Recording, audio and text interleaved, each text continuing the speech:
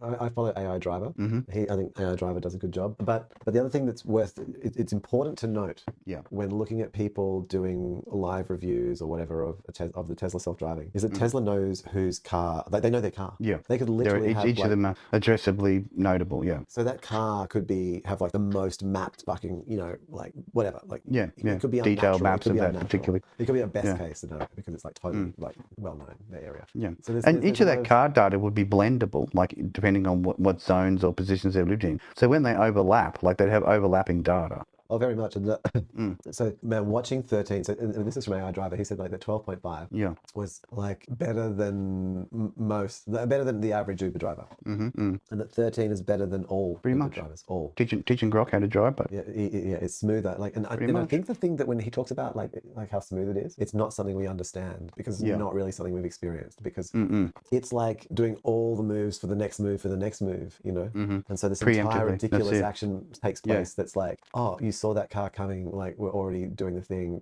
moved across, like or like there was just subtle stuff which was interesting.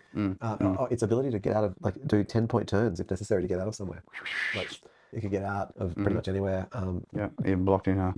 And what else was really impressive? I think the ability to reverse drive, like to automatically go into reverse drive mode. Yeah, that was impressive. And there was a car. They were in a multi-lane. There was a car, and the Tesla swerved. And they were like, "Why?" He was like, "Why?" So he was playing back the footage, trying to work out why. And then he noticed that previously, like before the car in the left-hand lane, or whatever lane it was, being in America, I don't know, but the side lane of the passenger, left-hand lane, I guess, from the driver's side. Then before he reached the Tesla, that car had swerved a little bit, like it sort of like veered a little bit, and so the Tesla gave, like as soon as they came next to them, it was like, "Oh, is this?" I'm wondering whether they could have like on the vehicles that don't have steering wheels, right? The full robo-taxi stuff. Have like intention panels. So like on the back of it, other drivers can read what its intentions are. Like turning left in, 300 meters. So it gets a visual display behind. So the driver can go, oh, hang on, this thing's going to cut into that lane in 300 meters or start to merge in that lane if it's safe, right? But it wants that lane. So it's additional to the actual indication system that it would also provide like info on the back of it, that what its intentions are, like where it's going to go or what it's going to do.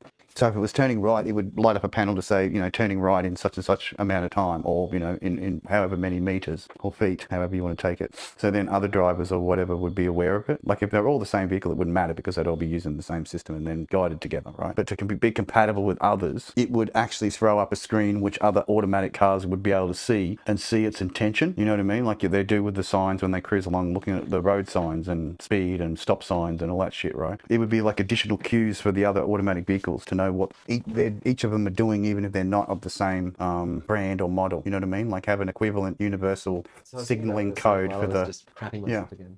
You're right.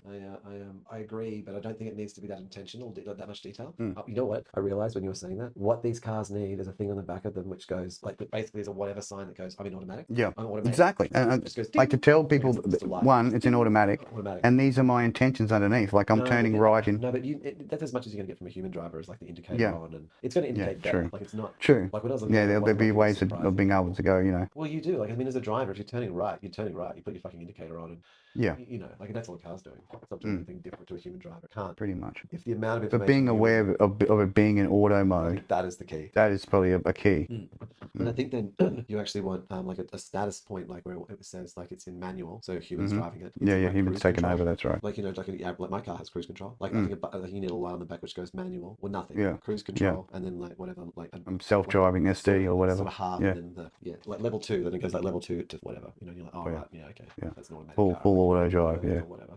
Auto. So I guess the getting out of tight things, but that's swerving around, and like there was another bit with the cyclists, and the cyclist was weaving, like just left and right, so sort of taking up more of the lane, and so it had to go wide to avoid lane invade to avoid the points in it where I wondered because I'm going to wonder like, oh, is that actually did a human takeover? He kept on saying this thing, there's these different modes, like I don't know, whatever they are, get there quick, like a sort of an aggressive mode, or hurry, something else and something else. There's three basic modes you can put the car in, and so it's the way it behaves, like more aggressive when it's driving. And there was this sort of, he kind of could sense there was this fourth, prepared to take openings, like no. Yeah, there was a fourth invisible mode which didn't have a name, and it was when it wasn't in one of the other three modes, and when it was in that mode it would be able to do things like reverse and stuff, and when you said that, I was like, oh, I wonder if that's where it's teleoperated. And then, like from the phone or whatever, the app. No, like where tied to your car. Someone's like a Tesla with a headset on and they're controlling your car, like they're driving. Oh yeah, like become the self-driver. Like, you know, you ring them up and, oh man, I'm so pissed I can't drive home, and the auto drive is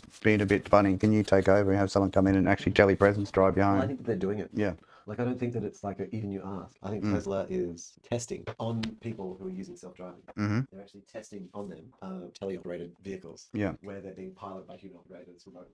Not all the time, but sometimes. And there were moments, I guess, where I was watching a guy drive and I wondered if some of the moments were actually human drive. And then some of them were like that. And it was like when he was super smooth. When he was talking about real smooth, I don't think it was. I think the super smooth stuff is. That was actually someone actually controlling. No, I don't think a human could do the super smooth thing he's talking about. Oh, okay. Yeah. They were more, you know. Yeah, I think it was like everything else. Natural. It was like, whoa.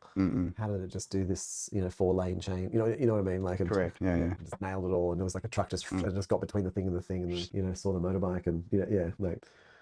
I think that's definitely impossible. I think that's the system. And required special. Yeah. And the humans are for like, I don't know, like it's not unreasonable where you just saw something wobbling on its lane, and so you gave it a bit more shoulder room, in case it needed to do that again. I think we do that. So automatically, if we see someone sort of being a bit wobbly with their transport mechanism, then we automatically either go right around or give them plenty of room.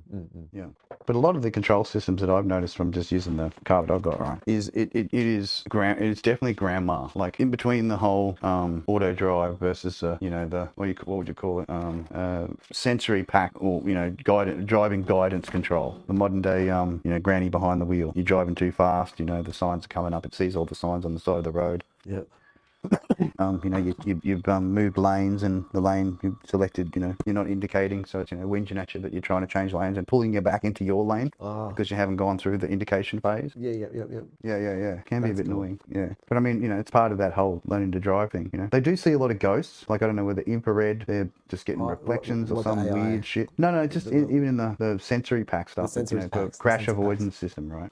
It picks up stuff. Yeah, in my car, like it'll go up and go, oh, there's something there, and you're like looking around and going, the road's completely clear, there's nothing. So they see ghosts. So I'm surmising that they actually see ghosts. The cars with the infrared packs and ultrasonic stuff actually detect ghosts. They're ghost detectors. So you didn't even need to buy one sign. You just need to buy a new car. I didn't need to buy $70 on a plumb bob. No, you just spend $45,000. $50,000 on a brand new car, and you get the ghost detector built in. They're built in, free. No.